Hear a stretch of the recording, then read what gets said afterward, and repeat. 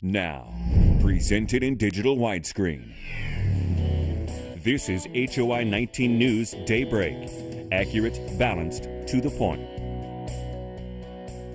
Good morning, Heart of Illinois, downtown Peoria. Looking a lot clearer this morning, but also a lot colder. You got to warm up those cars. Give yourself a little extra time this morning. Thanks for watching us on Daybreak. I'm Gretchen Wirtz. And I'm Mark Welt. Thanks for joining us. And yeah, if you got to stop for gas on the way to work or school this morning, bundle up, and you may want to get that gas now because it's going to get even colder around this time the next few days. Oh, yes. We're looking at wind chills dropping below zero here over the next couple mornings. This morning, at least, we'll take mid-20s. We've got cloudy skies. We may get up to about 28 later today, but yeah, windy and cold out there for sure. More on all this in just a few. Mark. Bloomington police are looking for new leads this morning in an unsolved homicide. 26-year-old Haley Eichhorn of Bloomington was reported missing on April 27th. Her severely beaten body was found by a farmer 10 days later near a creek about a mile northwest of Stanford. Investigators believe Eichhorn had been in the field for some time.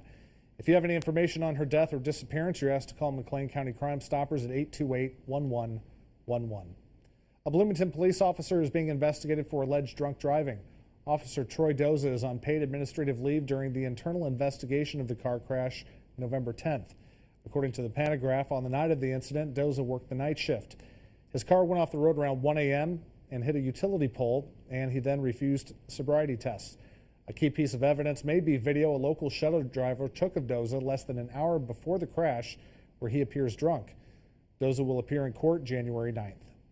The third murder trial for twice convicted murderer Nicholas Sheely is being postponed again.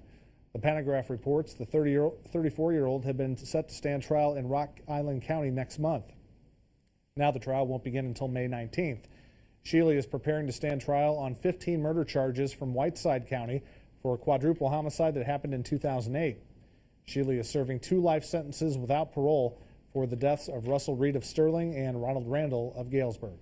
6:32. Now that the Illinois General Assembly has passed a pension reform bill, the next step will likely be in a courtroom. State workers in the pension systems affected by the bill have already pledged to take the issue to the Illinois Supreme Court. We think this is the triumph of politics over the rule of law, and therefore we will be in court. There's some provisions in the bill that were added by the Republicans that make it less constitutional.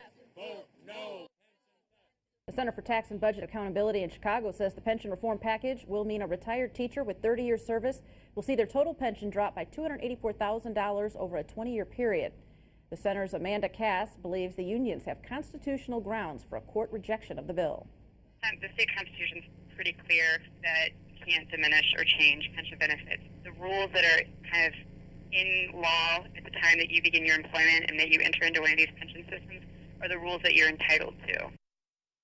Cass says a ruling to change pension benefits in the Detroit bankruptcy case should not be applicable to Illinois, where she says pension benefits are constitutionally protected.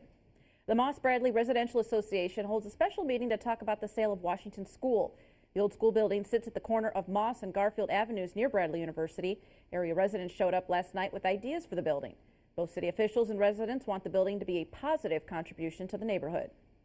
It's a very important issue for our neighborhood particularly, but for the city as well, because it's going to come up again in other neighborhoods, and having a process that allows many different voices to come together to define a good use for the building, I think is important. The city is asking for about $150,000 for the property. Well, it may take longer to go through the drive-thru today as hundreds of fast food workers from across the country walk off their jobs. You're looking live at the McDonald's on Main Street in Peoria, which is one of the 2 fast food restaurants where workers will walk off the job later today. Today's walkout is an attempt to build on a campaign that began about a year ago to call attention to the difficulties of living on the federal minimum wage of $7.25 an hour. Protesters are calling for $15 an hour, but that figure is seen by many as just a rallying point. We will have the latest on the walkout tonight on HOI-19 News at 5:30.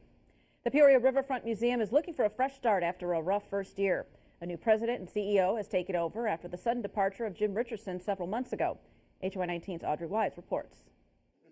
Sam Gatmeyer has only been at the museum a few days, but already he has a favorite. I imagine I'm going to spend quite a bit of time in the planetarium. Gatmeyer most recently served as president and CEO of the Colorado Springs Fine Arts Center. He comes to the museum amid financial trouble, something he says he will have a leading role in correcting. I'm looking very specifically at opportunities there, and there are many opportunities for us to develop with regards to both our earned income potential and our contributed potential. Museum officials have been working to boost attendance. Gatmeyer says he's ready to tackle that hurdle as well. I think there's huge potential for some very creative programming here, given the mixed disciplines of history, science, art, and achievement. Peoria County Board member Brad Harding was against the museum's funding in the beginning. However, he hopes this change of leadership will help make the museum an asset to the community. I think it's time to settle the dust and let's move forward and see if we can't make our museum something that we're not only proud of here locally, but proud of regionally. Gatmeyer says he truly believes all the pieces for success are here. And he says if you still have doubts, come down to the museum and check it out for yourself. In Peoria, I'm Audrey Wise reporting. More retail stores and restaurants are on the way to the East Peoria Levee District. Shoe Department Encore, Lane Bryant, and Diva Nails are all set to open this spring. And construction on a new McDonald's should be finished by summer. For a complete list of businesses, visit theleveedistrict.com. Due to the late Thanksgiving holiday, Peoria Disposal Company is extending yard waste collection into next week. Peoria residents can set out lawn waste on their normal garbage day through December 13th. Yard waste must be marked in garbage cans marked yard waste only or in paper yard waste bags or bundles. For more information, head to pdcarea.com or call PDC at 674-5167, extension 1. Starting today, the 300 blocks of South 4th and South Capitol Streets in Pekin will return to two-way traffic. They've been one-way roads for about 60 years. Throughout the week, the street department has been removing signs and obscuring pavement markings for the change. Big change there. Yep. Wow. All right. Well, let's get a look at that weather this morning. At least you can see where you're driving. It is not as foggy. We've got much colder temps, though. We're in the mid-20s and going to kind of stay in that range today. Usually we should hit about 40 degrees, but we are definitely below normal. Those overnight temps are going to drop as well. Right now we're in the mid-20s. Feels like 14, a little bit colder with the wind. Over in the Twin Cities, we've got 26. The wind's there coming up around 22 miles an hour at this time. Low 20s in Kewanee and Galesburg, 25 in Canton. We've got 25 there in Henry, 26 LaSalle, Lincoln coming in around 29 degrees. Widening out the picture here, you can see right where that cold front's coming through, much colder air out to the west here. 9 degrees in Omaha, 12 in Des Moines, 30 in Chicago, but still 70 in Nashville, so quite a wide range here. We've had a few flurries further north and even a little bit popping into Logan County down there, Lincoln, a little bit of freezing rain there, but for the most part, most of us waking up with some cloud cover, and looks like that stays with us here much of today. There might be times where you see a little clearing happening, but most of the day kind of cloudy. Now the big snowstorm, the big system here to the south is going to be moving through, and some of it may hit our area here. So later tonight, the southern counties might see a few little flurries, a little dusting expected. By Friday, it clears up. We should see cloudy skies, but those temps will get a little colder Friday and Saturday. Saturday, we should finally get some sunshine in here. Eventually, all this will move out. A little bit clearer weather for Saturday, but our chance for snow is coming on Sunday. So mid-20s this morning out the door, a little bit windy. Your sunrise coming up here in about 25 minutes. 28 for a high today.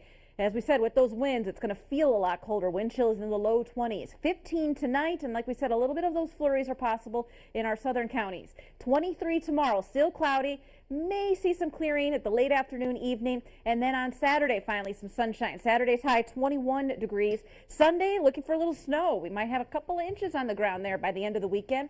Monday, Tuesday, and Wednesday, still chilly. We're looking at mid-20s for highs, and those overnight temps, single digits. Very cold out there. It's going to be quite cold these next couple of overnights. All right, let's take one last look at this morning's riddle of the day. In the song Winter Wonderland, who do we pretend the snowman is? Who do we pretend the snowman is? Think you know the answer? Fire it off right here to Daybreak at HOI-news.com.